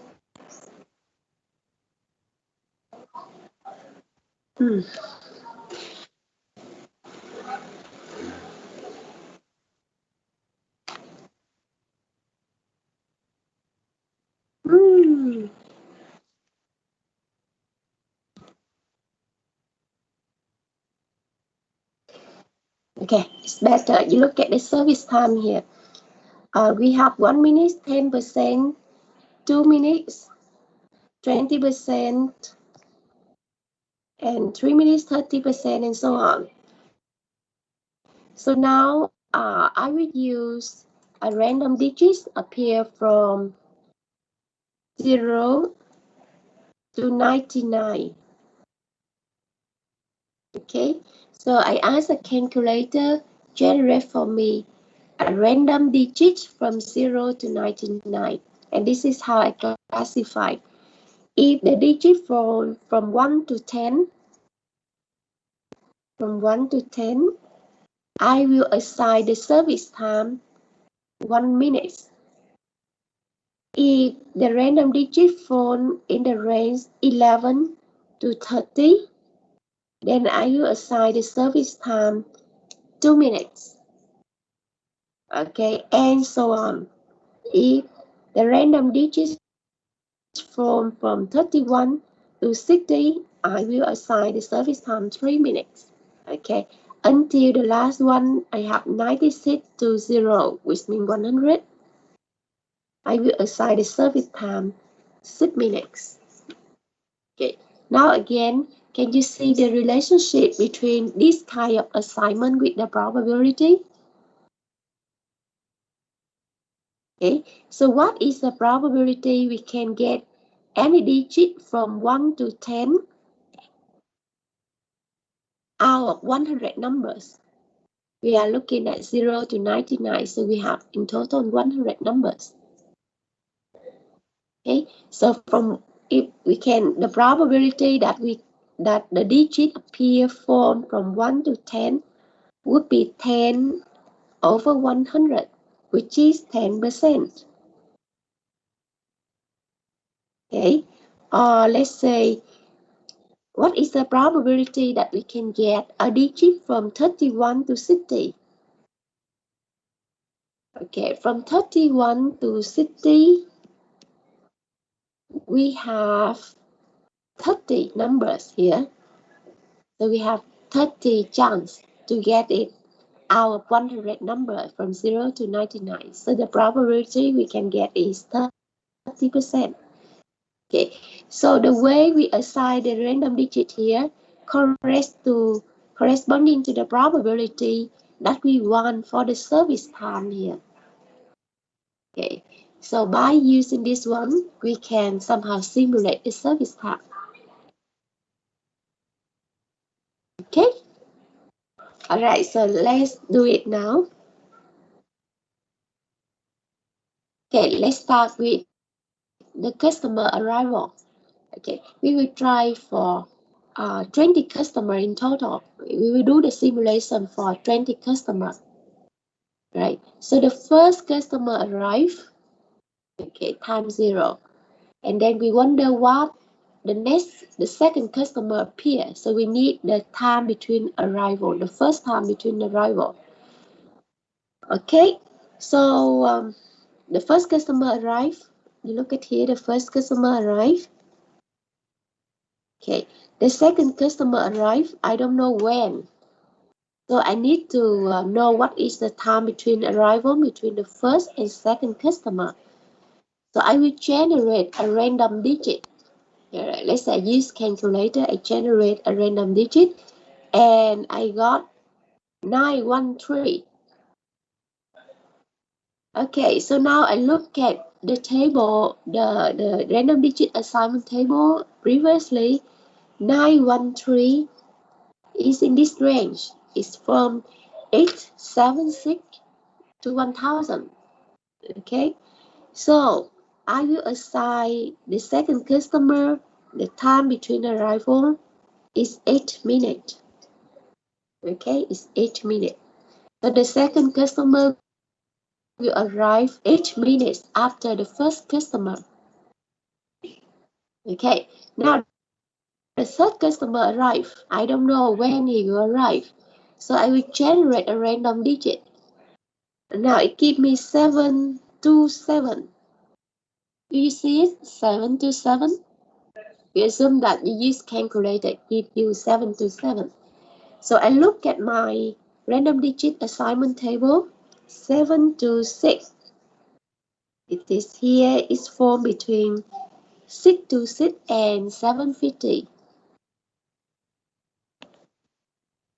Okay, and it's corresponding to the time between arrivals, 6 minutes.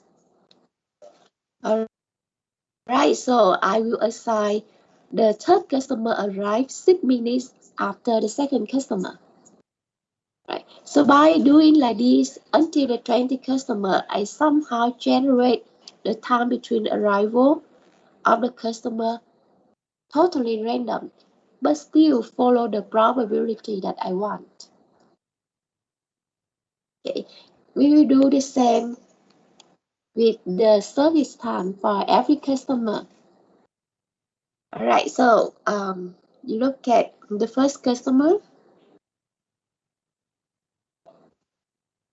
The first customer arrived. How much time it need to serve him? I don't know. So I use calculator to generate a random digits. I got 84. So 84 is falling in the range 61 to 85. So I will assign the service time for this customer is 4 minutes. Okay, so it's 4 minutes here. The second customer arrived. I don't know how long it takes for the service time. I generate the random digit. I got 10. 10 is falling in this range 1 to 10. Okay, and it's corresponding to 1 minute. So I assign the service time for the second customer 1 minute. So I do similarly for customer number 1 to customer 20. Alright, so I have a table that give me the service time for every customer here for these 20 customers. Okay, now I will put everything in the simulation table that we have at the beginning.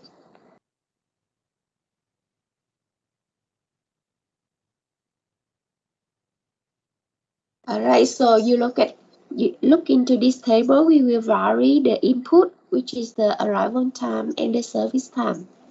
Okay, and we will calculate by hand. Alright, what is the waiting time, the time the customer spend in this system, and the idle time of the server. Alright, okay, so let's see. The first customer arrived. Okay, we start from time 0. Okay, we assume that we start from time 0.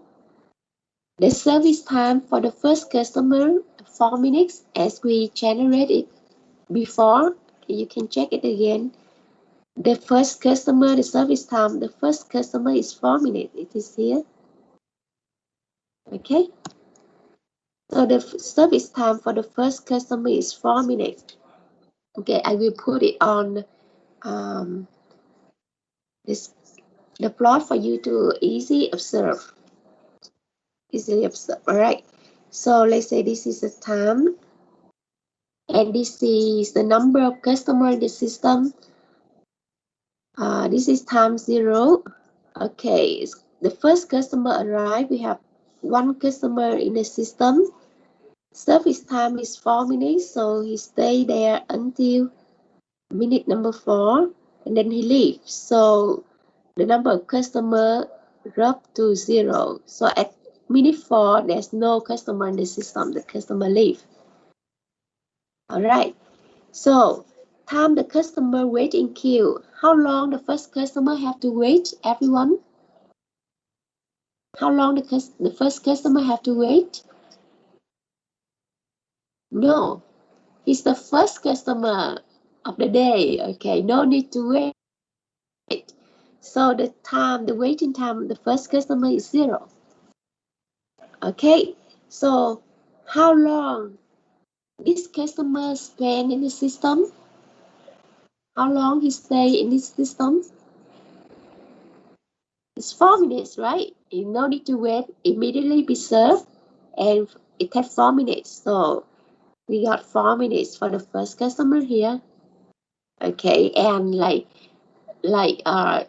the store just opened, and then we have customer arrive. So the idle time, the server for the first customer is 0.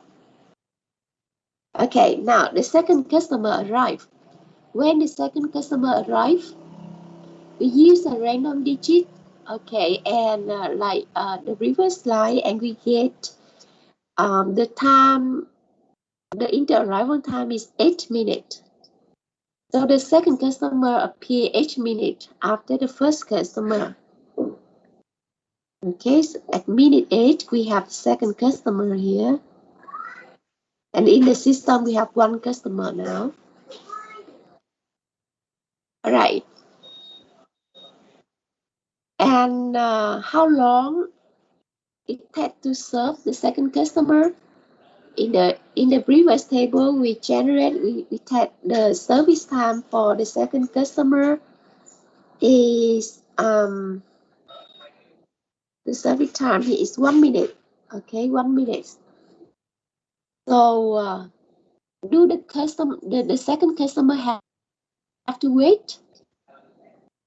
No, right? The second customer no need to wait because when he arrived, there's no one in the system. The first customer already leave. So the waiting time, the second customer is 0, and it takes only 1 minute to serve the second customer. So at minute number 9, the second customer will leave. Okay. And again, we have time. The second customer spend in our system is 1 minute. And what is the idle time of the server here? Right, we look at here. For the second customer from minute 4 to minute 8, the server is free. Okay, so the idle time we record for the second case is 4 minutes. From here to here is 4 minutes. All right, so we do like this for the third, 4 to the 20 customer. Right, you totally can figure it out, like how long each customer have to wait. All right, and whether the server is free at that time or not by doing slowly like what I'm doing. Okay, so what is our purpose? Do you still remember our objective? We want to evaluate whether this system is good or not by looking at the waiting time, okay, by looking at the time the customer spend, the system, and the idle time. All right, these three performance measurement. We have 20 customers, so our descriptive statistic here will be the average waiting time, the average time spent in the system, and the average idle time. That is our descriptive statistics for the performance measurement. So how can we get the average, everyone?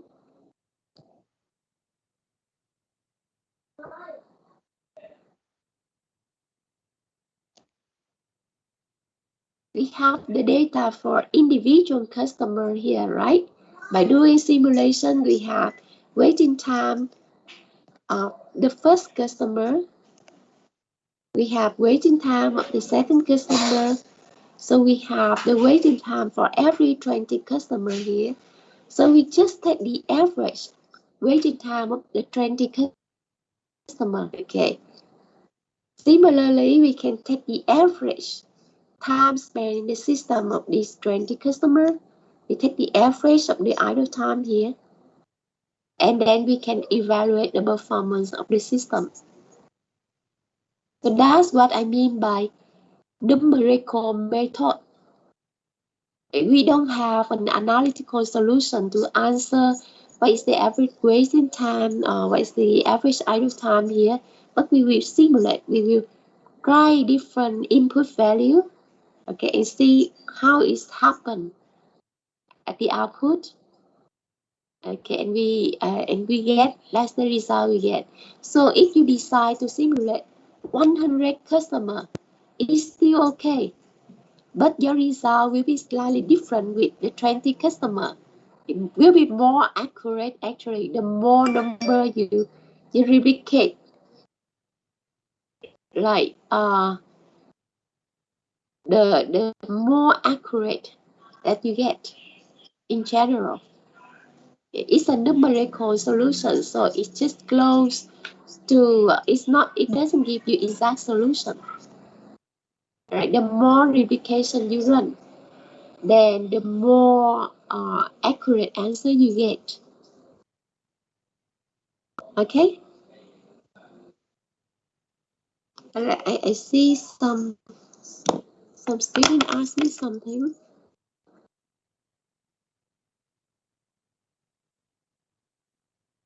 Do you get me?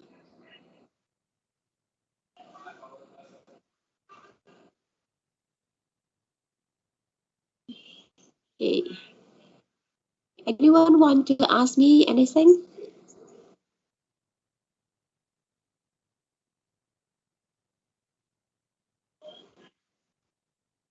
All right.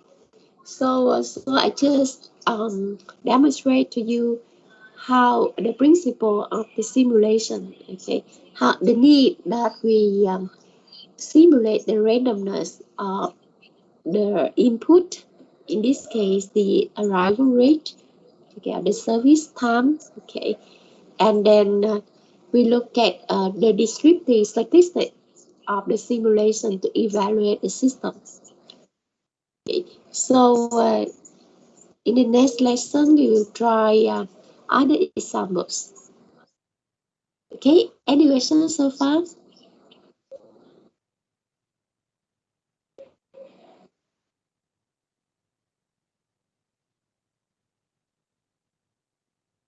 Okay, if not, we end here. And I will post in Blackboard an assignment related to the usage of Arena. Okay, so I want you to try yourself first with some very simple examples before we start the lab lesson so that we can save time in the lab. Okay. We have limited time for practicing in lab, so we try to make the most that we can. Okay, self-study, and we try to make the most of the time that you are with me. Whatever you can self-study, then I encourage you to self-study. Then by this way, you can learn more. Okay, so look for the assignment that I post in Blackboard regarding for you to get familiar with the software first. Okay, and okay, maybe I speak in Vietnamese here. Chắc là tụi em cô đoán là đa phần lớp của mình là sẽ đi thực tập hè năm nay đúng không? Tụi em sẽ thực tập bằng mùa hè này đúng không? Không biết là tụi em có đọc thông báo hay không, nhưng mà thường thực tập thì mình sẽ có hai dạng, là một dạng là mình sẽ tự tìm công ty, mình tự apply, sau đó là mình sẽ báo lại cho bộ môn. Còn dạng thứ hai là mình sẽ không làm gì hết và để bộ môn assign công ty cho mình. Thì cái dạng thứ hai thì mình nghe nó sẽ là khỏe hơn á, nhưng mà thực ra nó sẽ có những problem như là mình sẽ không có đi được chỗ mà mình ưng ý, ví dụ như là chỗ nó xa nhà mình quá chẳng hạn, hay là nó không đúng một cái vị trí nào đó mình mong muốn, tại vì nó random mà. Thành ra là cô nghĩ là mình cứ thử tìm công ty trước, mình challenge mình trước, giống như là sau này mình tìm việc làm mình cũng phải tìm việc làm, thì bây giờ mình thử challenge mình đi tìm công ty thực tập tự mình trước. Thì những cái công ty mà mình apply á, thì nó sẽ khó hơn, tại vì nó không phải như những công ty của bộ môn là có quan hệ thì sẽ introduce em, thì thường người ta sẽ nhận hết. Còn thí dụ như mình đi là mình sẽ có competition, sẽ qua interview các thứ, thì đó là một cơ hội để mình học. Thì cái thứ nhất. Cái thứ hai là mình sẽ chọn được cái công ty như là đúng nguyện vọng của mình. Nhưng mà để làm như vậy thì tụi em phải bắt đầu từ bây giờ, phải bắt đầu kiếm từ bây giờ, thì cái quá trình apply đó rất là lâu. Và nếu mà mình đợi gần sát cái mùa hè mình mới tìm á, thì lúc đó công ty mình chưa nhận được công ty của trả lời của công ty, nhưng mà mình phải phản hồi ngay khi bộ môn, thì bộ môn còn sắp xếp cho mình nữa, thành ra nó sẽ rất là bị động. Thành ra tụi em phải có thể là bắt đầu nhìn xung quanh, bắt đầu apply, tìm công ty thực tập cho mùa hè, bắt đầu từ bây giờ là vừa. Và hôm qua hôm kia thì cô có nhận một cái email của một cái anh alumni bên Boss á. Họ đang có tuyển một số vị trí trong production line. Cái job description cũng rất là relevant đối với ngành nghề của mình á. Cô có nhờ chị thư ký Boss lên trên website rồi, thì nếu bạn nào chưa đọc thì tụi em đọc thì có thể apply ha. Từ giờ cho đến mùa hè thì bộ môn sẽ thường xuyên post những cái thông tin về internship như vậy. Thường là những cái post lên là sẽ qua phỏng vấn, sẽ có tuyển chọn, nhưng mà tụi em cứ theo dõi thường xuyên và apply nha. Thì nó mới kịp. Rồi tụi em có muốn hỏi cô thêm cái gì không?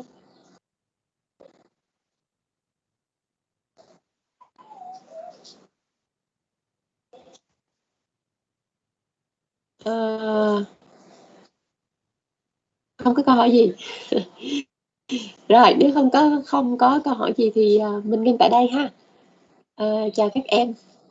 See you later. See you next week.